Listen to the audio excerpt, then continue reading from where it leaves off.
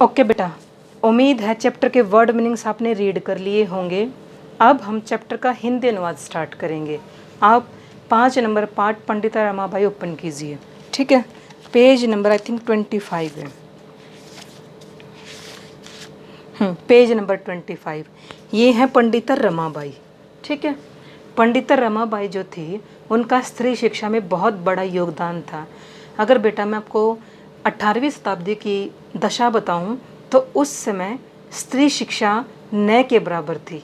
ठीक है, उस समय बेटियों को पढ़ाना बहुत बड़ा अपराध माना जाता था और पंडिता रमाबाई के पिता ने समाज से ऊपर होकर अपनी बेटी को शिक्षा दी। उन्होंने अपनी पत्नी को भी पढ़ाया था, उन्होंने अपनी बेटी को भी शिक्षा दी और इसी कारण उन्हें समाज से एक तरह से निकाल दिया गया और समाज की उन्होंने बहुत ताड़ना ही सही। ठीक है, और आज जैसे बेटियां शिक्षा ग्रहण करती हैं उस समय उनको बिल्कुल मतलब उनकी शिक्षा न के बराबर थी। ठीक है, और जिसने अपनी बेटी को पढ़ाने की कोशिश की उनको समाज से निकाल देते थे। ठीक है, और हम तो बहुत लकी है जो शिक्षा ग्रहण कर रहे हैं। और चलिए पंडिता रमाबाई का स्त्री शिक्षा में जो योगदान था उसको हम चैप्टर में पढ़ेंगे। आप अपना पाठ नंबर 5 ओपन कीजिए। ओके बेटा,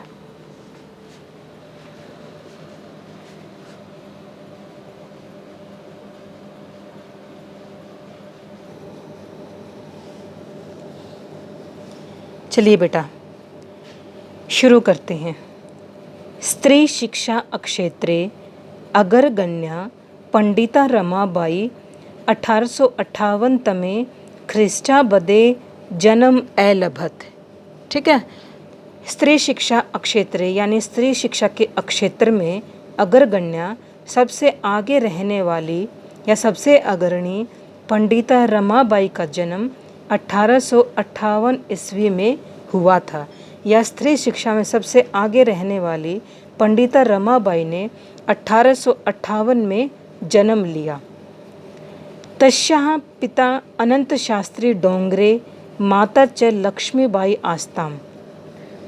तस्या होता है उसके और तस्या स्त्रीलिंग का शब्द बन गया। तस्या मीन्स उस स्त्री के, तस्या उस पुरुष के और तस्या उस स्त्री के, यानी तस्या मीन्स वो कौन? पंडिता रमाबाई। यानी उनके पिता अनंत शास्त्री डोगरे थे और माता जो थी लक्ष्मीबाई थी। झांसी वाली रानी नहीं थी, कोई और लक्ष्मीबाई थी। ठीक है, तस्मिन् काले स्त्री शिक्षाया स्थिति चिंतनीय आसीत। तस्मिन् मीन्स उस काल में स्त्रियों की जो शिक्षा की स्थिति थी वो चिंता का विषय थी, यानी चिंतनीय थी। जैसा कि मैंने आपको बताया था कि उस समय जो स्त्रियों की जो शिक्षा थी वो समाज के विरुद्ध थी, यानी समाज में स्त्रियों को शिक्षा देना एक मतलब बुराई का प्रतीक माना जाता था। उनका प्राचीन समय में ये मानते थे कि स्त्रियां जो हैं घर की 4 दीवारी में काम करने के लिए होती थी और उनको पर्दे में रहना पड़ता था। ठीक है, बहुत सारी कुरीतियाँ हमारे समाज में फैली हुई थी। ठीक है बेटा, चलो वो हमारे सोचने का भी विषय नहीं है, हमें चैप्टर की रीडिंग करनी है, वो कभी फिर बात करेंगे उसके बारे में। स्त्रीणाम कृते संस्कृत शिक्षणम प्रायः प्रचलितम नासीत। उस समय स्त्रियों की शिक्षा तो वैसे थी ही नहीं, लेकिन स्पेशली संस्कृत शिक्षण प्राय प्रचलित नहीं था। क्या बेटा, उस समय मतलब संस्कृत जो थी हमारे समाज का महत्वपूर्ण हिस्सा थी। जैसे आज हम इंग्लिश को पढ़ते हैं, उस समय संस्कृत को पढ़ते थे। हमारी बुक संस्कृत में लिखी जाती थी, हमारी बोलचाल की तकरीबन भाषा संस्कृत ही थी। ठीक है बेटा, संस्कृत के बाद हिंदी बन गई और अब इंग्लिश का चलन ज़्यादा है। ठीक है, किंतु डोंगरे रूढ़िबदाम धारणाम परित्यज्य है स्वपत्नीम संस्कृतम अध्यापयत है। ठीक है बेटा, किंतु डोंगरे ने रूढ़िवादी धारणा को त्याग कर अपनी पत्नी को संस्कृत का अध्ययन कराया। यानी डोंगरे ने रूढ़िवादी धारणा को त्याग कर अपनी पत्नी को संस्कृत शिक्षा की नॉलेज दिया, संस्कृत उनको पढ़ाया। ठीक है बेटा, आगे देखिए।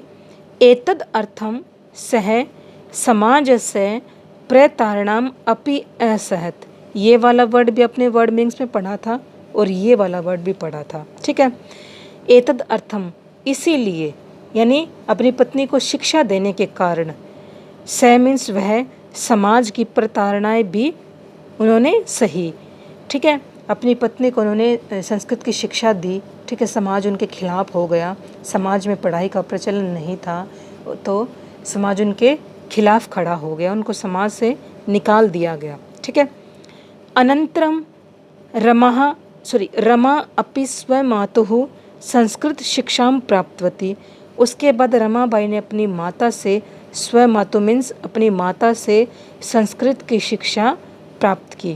ठीक है, यानी पंडिता रमाबाई ने अपनी माता से शिक्षा प्राप्त की और उनकी माता ने उनके पिता से संस्कृत सीखी थी। ठीक है बेटा, यहाँ तक सबको क्लियर हो गया? चलिए आगे देखते हैं। काल क्रमेण रमायाः पिता विपन्नः संजात, यानी समय के फेर से समय बदलता गया। ठीक है, समय बीतने के साथ उनके पिता विपन्न मीन्स गरीब हो गए, क्योंकि बेटा उनको समाज से निकाल दिया गया। ठीक है, समाज से निकालने के बाद उनके पास कोई काम नहीं रहा और वो गरीब हो गए। तस्याः पितरौ ज्येष्ठा भगिनी च दुर्भिक्ष पीड़िता दिवंगता। उनके माता पिता, पितरों का अर्थ होता है माता पिता, ये ठीक है माता पितरों का समास है। ठीक है, समास बनने के बाद ये पितरों बन गया। उनके माता पिता और उनकी बड़ी बहन का अकाल से पीड़ित होने के कारण निधन हो गया। ठीक है, तदनंतरम रमा स्वज्येष्ठ भ्रात्रा सह पदभ्याम समग्रम भारतम अभ्रमत। उसके बाद रमाबाई अपने बड़े भाई के साथ पैदल ही भारत की यात्रा पे निकल पड़ी। भ्रमण काले सा कोलकाता प्राप्ता। घूमते घूमते वो कोलकाता पहुंची। ठीक है, संस्कृत विदुषेण सा तत्र पंडिता सरस्वती चेति उपाधिभ्याम विभूषिता। संस्कृत की शिक्षा प्राप्त करने के कारण या संस्कृत के विदुषी होने के कारण, सा मीन्स उसने या वह, स होता है पुल्लिंग, स जो होता है पुल्लिंग होता है और ये है सा। ठीक है, यानी स्त्रीलिंग। संस्कृत के विदुषी होने के कारण उसने, तत्र मीन्स वहाँ पर, पंडिता और सरस्वती की उपाधि धारण की। ठीक है, संस्कृत की विदुषी थी और उस टाइम संस्कृत के विद्वानों को पंडित या पंडिता की उपाधि देते थे। ठीक है, सरस्वती की उपाधि भी उसने ग्रहण की। तत्रैव सा ब्रह्म समाजेन प्रभाविता वेदाध्ययनम अकरोत्। तत्रैव मीन्स वहाँ पर उसने ब्रह्म समाज से प्रभावित होकर वेदाध्ययनम, वेदों का अध्ययन भी किया। ठीक है बेटा, पश्चात सा स्त्रीणां कृते वेदादीनां शास्त्राणां शिक्षाए आंदोलनम प्रारब्धवती। ठीक है, संस्कृत की शिक्षा उसको पहले से ही थी, वहाँ उसने वो ब्रह्म समाज से बहुत प्रभावित हुई। ब्रह्म समाज जो था, जो वो सामाजिक कुरीतियों के खिलाफ खड़ा था। ठीक है, राजा राम मोहन राय भी उसी से जुड़े हुए थे। ठीक है, और इसी समाज ने स्त्री प्रथा का भी अंत किया था, यानी वो उस समाज से बहुत प्रभावित हुई। उसने वेदों का अध्ययन किया। वेदों का अध्ययन करने के बाद उसने स्त्रियों की शिक्षा के लिए, स्त्रियों को वेद आदि की शिक्षा देने के लिए एक आंदोलन शुरू किया। ठीक है बेटा, समझे आप? आज की वीडियो में हम यहीं तक पढ़ेंगे, कल हम यहाँ से लेकर एंड तक करेंगे। ठीक है बेटा, और यहाँ तक कितने चैप्टर में अगर आपको कोई डाउट है तो आप कमेंट बॉक्स में पूछ सकते हैं। और यहाँ तक आपको आज रीडिंग करने और वर्ड मीनिंग्स आपको लर्न करने हैं। ओके बेटा।